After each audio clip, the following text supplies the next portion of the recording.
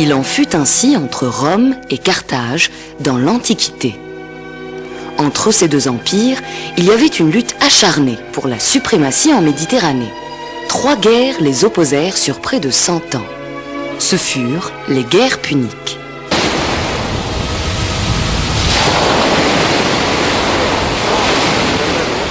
La première guerre punique avait été donc à l'avantage de Rome, et elle avait duré 23 ans, et elle avait eu pour conséquence d'occuper pour Rome la partie sicilienne ainsi que la Corse et la Sardaigne, repoussant ainsi Carthage, ou éloignant Carthage de la péninsule italique. La deuxième guerre punique fut déclenchée en 218 avant Jésus-Christ.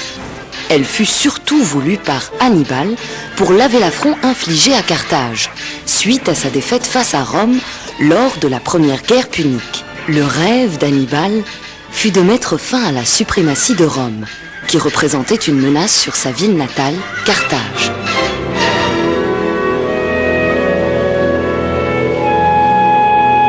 La deuxième guerre punique va évidemment avoir pour théâtre la péninsule ibérique. Rome, en tant que puissance montante en Méditerranée, va vouloir chasser les Carthaginois de la péninsule ibérique.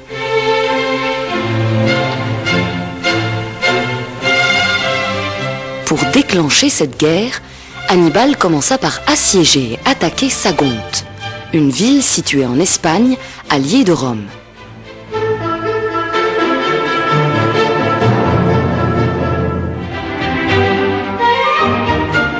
Par la suite, Hannibal se replia à Carthagène, où il reconstitua et consolida son armée. De là, il traversa les Pyrénées et les Alpes et porta la guerre en Italie. En Italie, Hannibal remporta de grandes victoires pendant plusieurs années. Il envisagea même d'assiéger Rome. Mais les Romains contre-attaquèrent et lui firent subir de grosses pertes.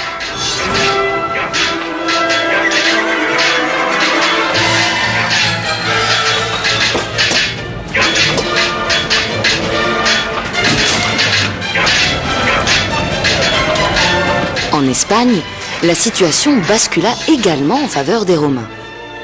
En 206 avant Jésus-Christ, le général romain Scipion chassa d'Espagne le général carthaginois Hasdrubal et son armée.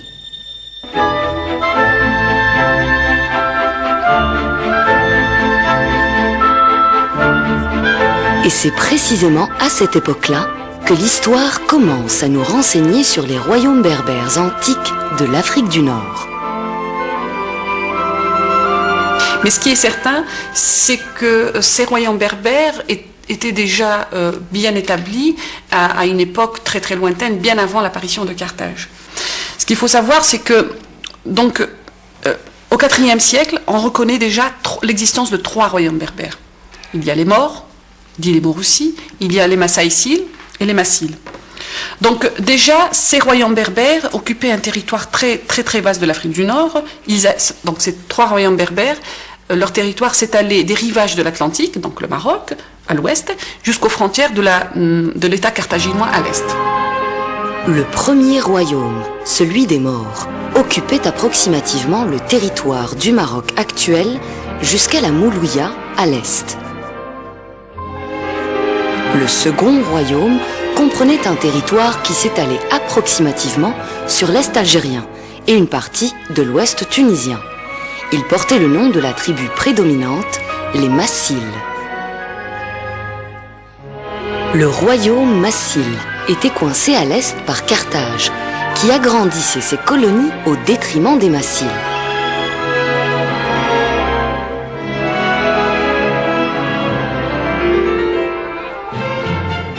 À l'ouest, son puissant rival Syphax ne cessait de le harceler et de grignoter de ses territoires et de finir plus tard par s'en emparer. Le royaume des Massiles était dirigé par le roi Gaïa, dont on sait peu de choses. Gaïa existait en tant que roi au début de la deuxième guerre punique, à savoir vers 220 avant Jésus-Christ. Le seul texte de d'Ouga où il est question donc de Massinissa, de son père donc Gaïa, et où porte le titre de roi. Après, disons, un passage d'inimitié ou de rivalité avec Carthage, Gaïa va se mettre à l'alliance avec Carthage. Pourquoi? Parce que Syphax, excusez le terme, l'embête quelque part, et donc il avait besoin, si vous voulez, d'avoir les coups des franches à l'est pour pouvoir éventuellement faire face à l'expansionnisme de Syphax. Et donc, à partir de 213, 212 avant Jésus-Christ, voilà Gaïa qui devient l'allié de Carthage, et Carthage cherche à l'attirer dans la mesure où Carthage est en guerre avec Rome, en Espagne. Elle avait besoin de renforts, et donc les armées ou des troupes de Gaïa vont servir d'appoint à Carthage, en Espagne, pour faire la guerre, pour guerroyer avec les Romains. Et c'est dans ce cadre que le fils de Gaïa sera à la tête de ce corps expéditionnaire. On peut bien parler d'un corps expéditionnaire massile numide en Espagne, faisant la guerre aux Romains. Le royaume Massaécile s'étendait de la Moulouya jusqu'aux alentours de Cirta. C'était un vaste royaume très peuplé et très riche. Il était dirigé par un grand roi, Syphax. Tite-Live nous dit qu'il a été le roi le plus puissant de l'Afrique du Nord.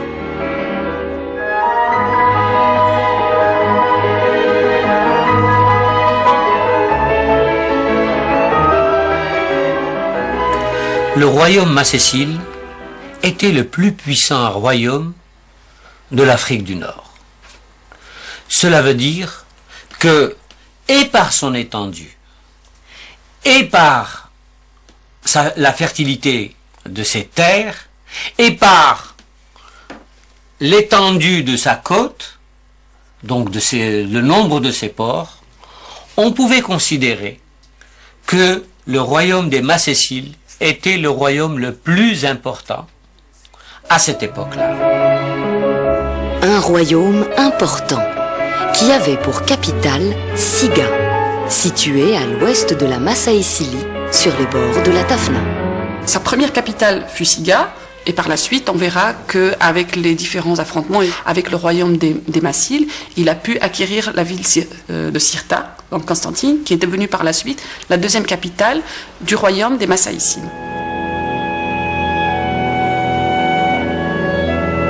Siga occupait une position stratégique par rapport à la mer et à l'Espagne.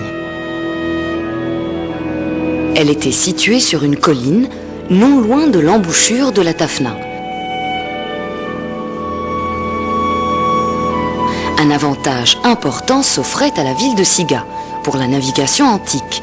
C'est sa proximité avec l'Espagne.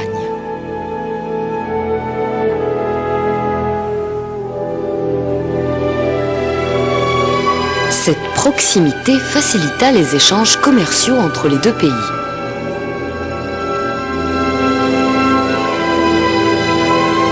Les produits exportés vers le sud de l'Espagne étaient le blé, le vin et l'huile d'olive pour l'essentiel.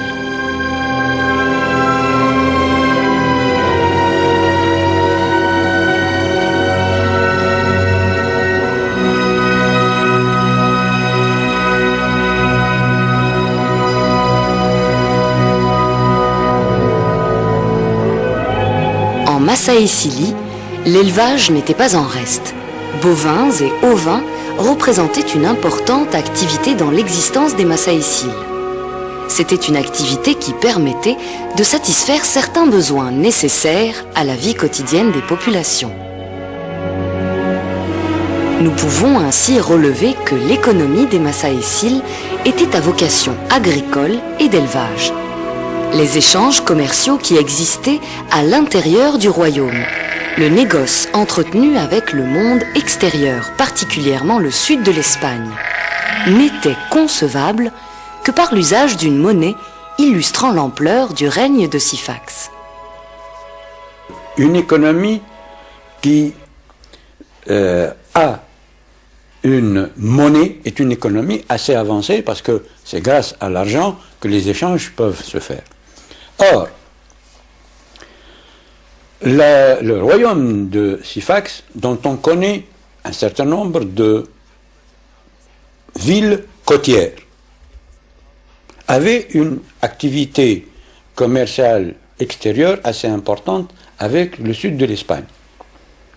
On se pose même parfois la question si de la marchandise fabriquée en Macécile était exportée toute prête et vendue en l'état dans les différentes villes ou dans le sud de l'Espagne.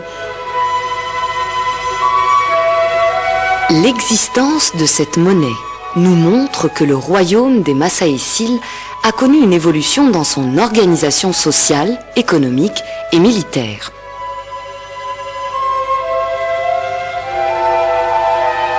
Elle montre également l'ouverture de ce royaume au commerce méditerranéen, grâce à ses nombreuses villes côtières dans lesquelles Carthaginois, Ibères ou Romains venaient échanger leurs produits. Et nous savons qu'il y avait deux séries de monnaies. Une première série où on montre un roi avec une lance et une baguette, assis, accru sur son cheval, et qui a les cheveux à ras avec une barbe pointue.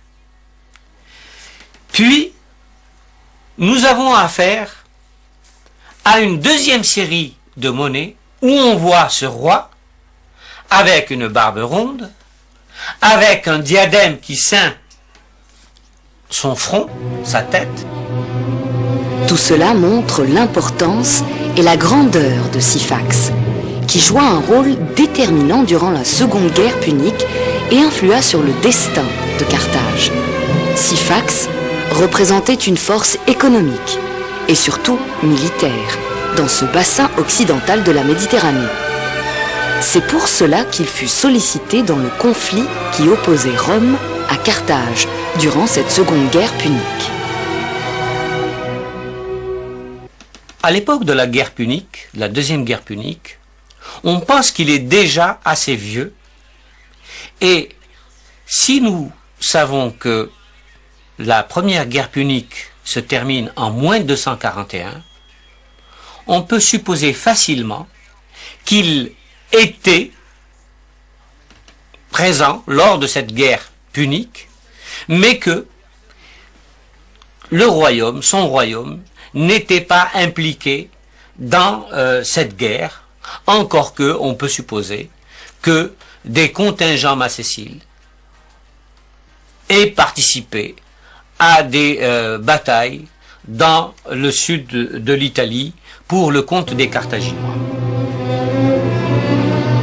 La deuxième guerre punique eut pour théâtre à la fois l'Italie et l'Espagne et connut son dénouement en Afrique avec la bataille de Zama. Qui de Rome ou de Carthage sera vainqueur? C'est à partir de 206 avant Jésus-Christ que commença à se dessiner l'issue du conflit. Carthage a perdu toutes ses possessions, que ce soit d'ailleurs en Sicile ou en Espagne. Donc Carthage, il lui reste son territoire africain. Rome est en train de prendre de l'élan, donc d'aller vers l'avant. Scipion, qui voulut maintenir son élan et consolider ses succès militaires, décida de porter la guerre en Afrique. Après avoir commandé l'armée romaine en Espagne, donc vers 212-211 avant Jésus-Christ, Scipion commençait à songer à déplacer la guerre vers l'Afrique du Nord. Donc c'est à partir de là qu'il a commencé à mettre en place une stratégie. En fait, il essayait de s'allier à ces rois berbères afin de pouvoir contrer Carthage. Si Hannibal était en mesure de mener la guerre en Italie, pourquoi Scipion ne la ferait-il pas en Afrique? Pour cela, il lui fallut des alliés sur le terrain. Il décida donc de rencontrer Syphax.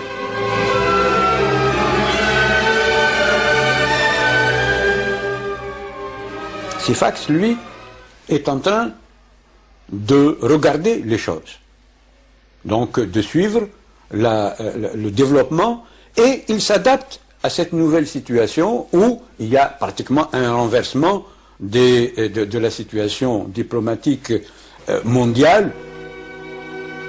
Et c'est ainsi que Scipion prit le risque, malgré les dangers, de quitter l'Espagne et d'accoster sur les rives sud de la Méditerranée, à Siga, capitale de Syphax. Le hasard voulut qu'Hasdrubal, le général carthaginois, arriva presque au même moment que Scipion. Nous sommes en 206 avant Jésus-Christ. On sait que les Romains qui veulent en découdre une fois pour toutes avec les Carthaginois feront tout. On sait que les Carthaginois feront tout aussi, mais les uns et les autres ont besoin d'alliances sur le terrain. Or, évidemment, Tite-Live ou Polybe, que disent-ils? Ils disent que c'est Scipion qui cherche à rencontrer Syphax, Hasdrubal qui cherche à rencontrer Syphax, de retour d'Italie, Syphax qui veut devenir un partenaire. Pourquoi est-ce que ce ne serait pas lui qui aurait été à la tête de l'initiative de provoquer une sorte de conférence à Troie? Ceci est tout à fait plausible puisqu'il a exigé que ce soit Scipion qui vienne et non pas, comme Scipion le voulait, envoyer des officiers subalternes. Hasdrubal a besoin de Syphax. Il arrive quelques heures pratiquement après Scipion. Selon Tite-Live, Syphax trouva fort beau, et cela l'était vraiment, de voir les généraux des deux peuples les plus puissants de l'époque venir, le même jour, lui demander sa bienveillance et son amitié.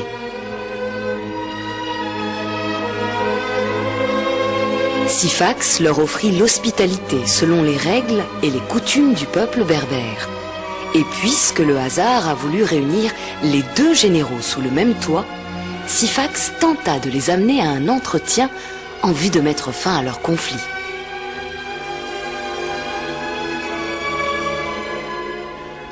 Syphax veut lancer une sorte de conférence à Troie avec comme idée fondamentale: on se met d'accord, vous les Romains, vous restez chez vous, les Carthaginois sont chez eux puisque les Carthaginois c'est fini avec l'Espagne, et moi je suis un agent de paix, si vous voulez, et donc je milite avec les uns et les autres. La conférence tripartite qui se tient à Siga en moins 206 montre combien la ville où le soutien de Syphax était important pour les deux parties au conflit. Scipion refusa cette conférence de paix à Troie, n'étant pas mandaté par le Sénat pour discuter des affaires de l'État. Par contre, Scipion ne trouva aucune objection à se mettre à la même table qu'Hasdrubal. Un dîner offert par le roi réunit Scipion et Hasdrubal, qui prirent place sur le même lit. Le succès diplomatique de Syphax fut immense. Les deux grandes puissances en Méditerranée étaient à Siga.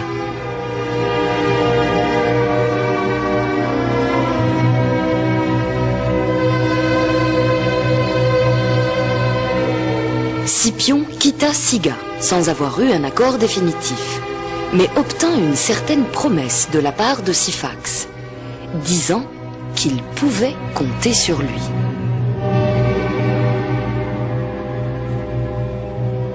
Après cette rencontre, Hasdrubal sort très méfiant. Va voir les Carthaginois et leur fait un discours. C'est un discours qui est repris par l'auteur ancien, Tite-Live, et dans lequel il dit « Carthaginois devaient moins rechercher comment ils avaient perdu l'Espagne, mais plutôt se demander comment garder l'Afrique. »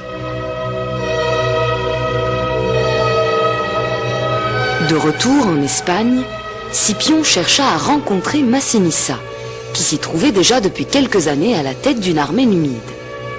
Scipion connaissait la réputation de la cavalerie numide, et les exploits de Massinissa étaient parvenus jusqu'à lui.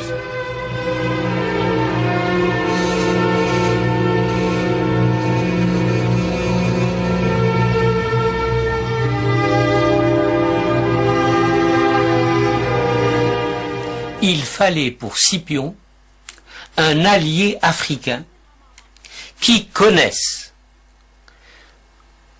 très bien le terrain, qui puisse approvisionner les troupes romaines et qui puisse être d'une aide essentielle pour l'issue de la bataille.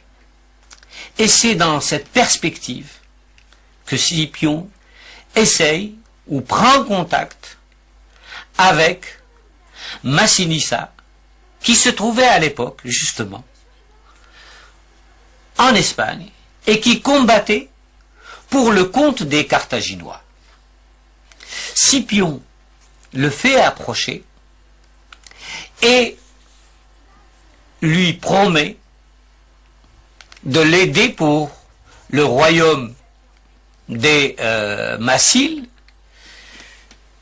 sachant que Massinissa, étant ambitieux, voulait monter sur le trône de ses aïeux. Et c'est comme cela qu'il scelle un pacte d'alliance secret avec le roi Massile, ou le futur roi Massile. Et c'est comme cela, si l'on veut, que Scipion s'assure d'un apport militaire certain, car la cavalerie massile était connue et elle avait remporté des victoires en Espagne. Le traité d'alliance conclu entre Massinissa et Scipion suscita de l'inquiétude chez Hasdrubal et le Sénat carthaginois, qui décidèrent de réagir. Cette inquiétude fut fondée, d'autant que Massinissa décida de rentrer en Massilie, afin de faire valoir ses droits au trône suite à la mort de son père Gaïa vers 206 avant Jésus-Christ.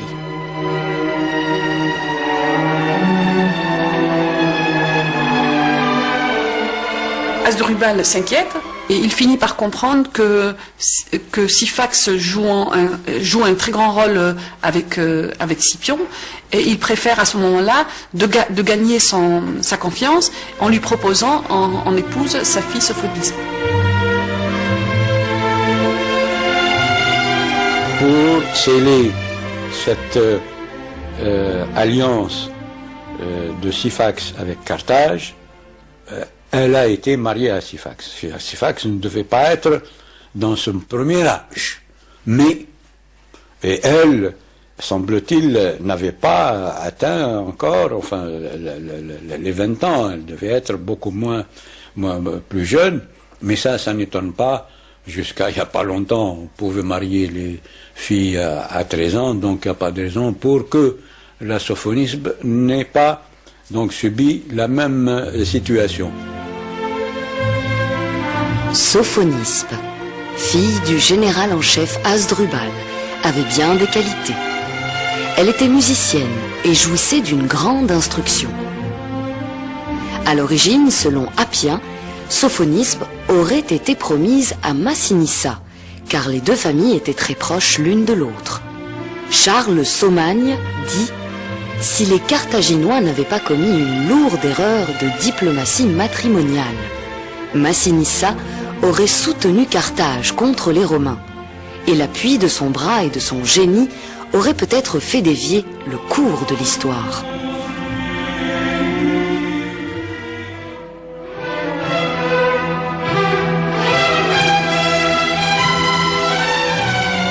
Le débarquement des Romains en Afrique fut un tournant décisif pour les événements qui suivirent, et notamment pour l'issue de la Deuxième Guerre punique. Il eut lieu vers la fin de l'été 204 avant Jésus-Christ. En arrivant sur les côtes africaines, non loin d'Utique, Scipion ne trouva personne pour l'attendre. Quelque temps après, il fut rejoint par Massinissa et sa cavalerie.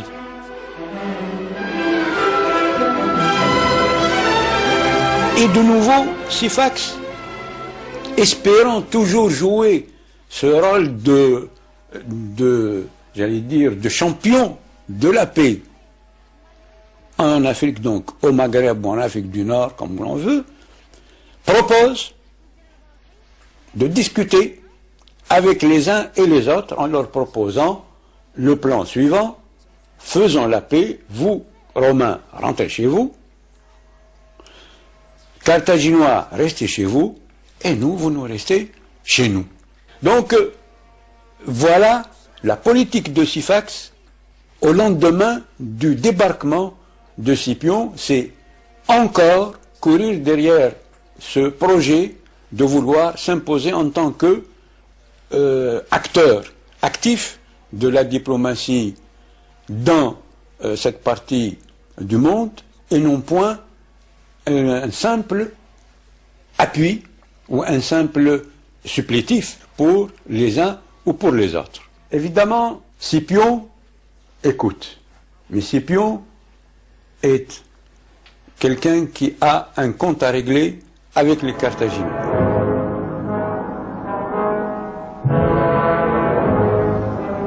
Les camps d'Hasdrubal et de Syphax n'étaient pas loin de celui de Scipion. On dit qu'ils avaient été construits presque entièrement en bois. Pendant que se déroulaient les négociations, les Romains préparaient un coup qui allait coûter cher à Syphax et ses alliés les Carthaginois. Les espions de Scipion relevaient les plans des deux camps et la manière dont ils étaient gardés. Ces renseignements donnèrent l'espoir à Scipion d'incendier les camps ennemis à la première occasion.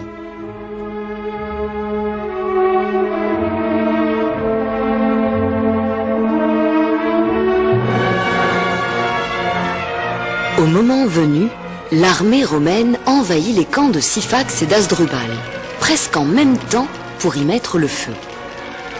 Les hommes de Syphax, croyant le feu fortuit, se dispersèrent sans armes pour l'éteindre. Alors, ils tombèrent sur leurs adversaires armés. Dans le camp d'Hasdrubal, les Carthaginois crurent aussi que le feu était un fait du hasard. À leur tour, ils tombèrent sous les coups des Romains.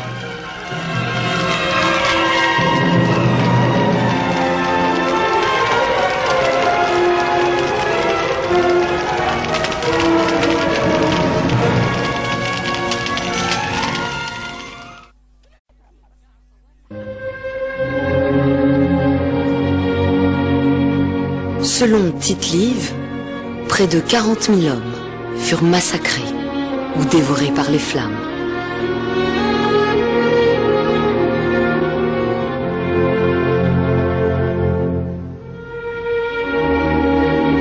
Une grande partie de l'armée de Syphax et de Carthage est anéantie.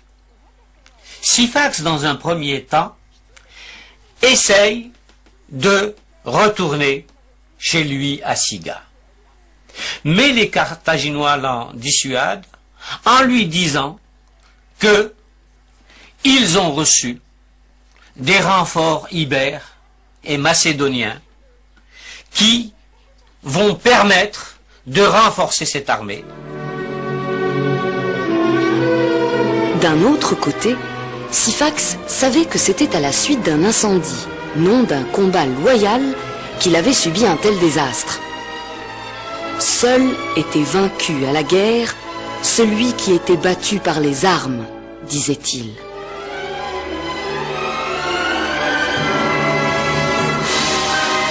C'est pourquoi il décida de reprendre la guerre.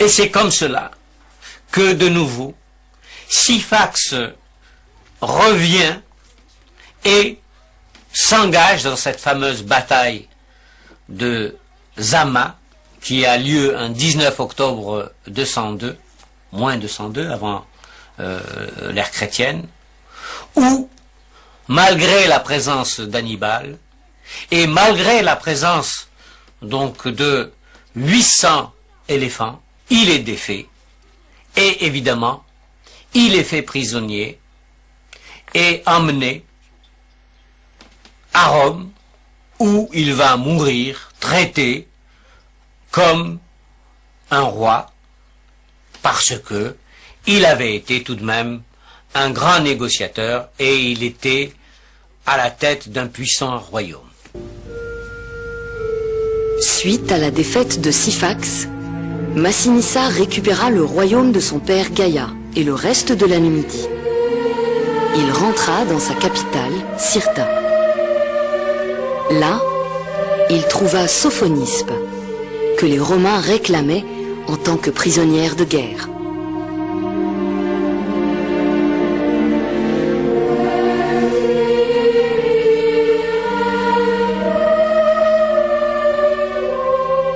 Pour lui épargner le supplice et l'humiliation que lui réservait Scipion, Massinissa lui offrit une coupe de poison.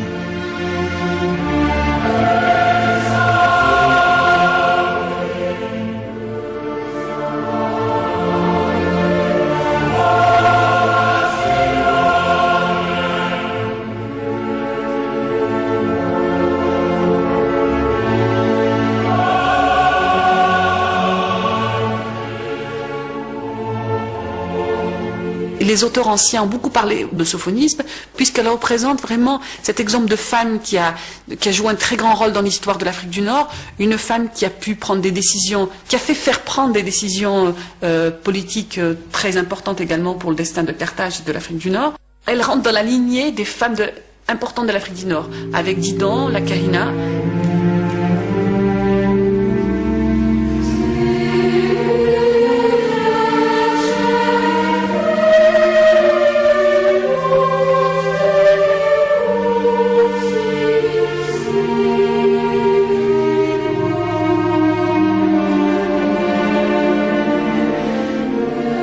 Syphax mourut en Italie en 202 avant Jésus-Christ. Syphax est un grand personnage qui a joué un très grand rôle dans l'histoire de l'Afrique du Nord durant le troisième, on va dire le IIIe siècle. C'est un personnage qui a certainement laissé beaucoup de vestiges, qu'ils soient des vestiges écrits ou des vestiges archéologiques, qu'il faut savoir chercher afin de pouvoir donner la place qu'il faut à un personnage éminent et incontournable. On peut classer Syphax dans la lignée des grands Agélides. Bien sûr, nous ne savons pas, nous savons très peu de choses sur sa vie, et nous savons très peu de choses sur ce qu'il a fait, mais il est évident qu'il a organisé un État, qu'il a travaillé pour que son royaume soit un royaume indépendant. Aussi, on peut dire que par son sacrifice, Syphax a montré la voie, par la suite, à la résistance à Rome, et on peut le situer parmi les dignes fils de l'Afrique.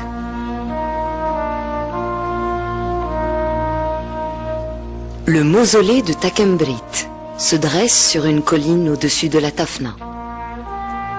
Il fut érigé pour certainement abriter Syphax après sa mort. De là, il aurait veillé sur cette Méditerranée qui lui était chère. Mais le sort en décida autrement.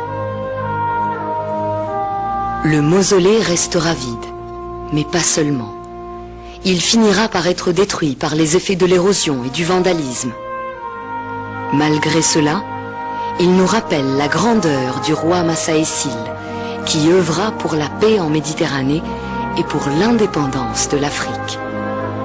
Syphax restera à jamais dans la mémoire de tous les Berbères.